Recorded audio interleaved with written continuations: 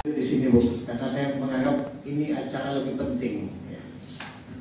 Di sana saya minta diwakili oleh rekan saya yang lain dan beliau tadi saya melapor, ya silahkan karena itu lebih penting, apalagi hari ini ya ada penandatanganan layanan premium platinum untuk rumah sakit yang pertama ya, itu Pak Manager.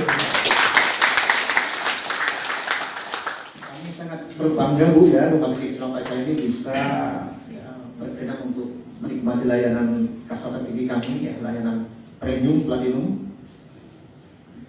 Ini semacam bentuk solusi bersama ya. Tadi Ibu Direktur sudah menyampaikan bahwa dari waktu ke waktu rumah sakit Islam Faisal senantiasa berupaya untuk meningkatkan layanan kesehatan.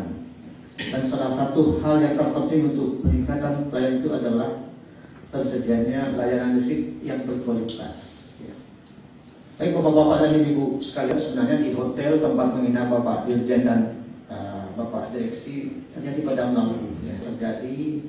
Memang terjadi gangguan tadi subuh, memang ada angin kencang ya Pak ya, angin kencang. Kemudian dari hasil pemeriksaan kita temukan ada ranting pohon yang menempel di jaringan. Ini membuat padam.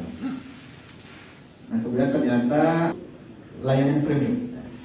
Maka dari kesempatan untuk itu bahwa seandainya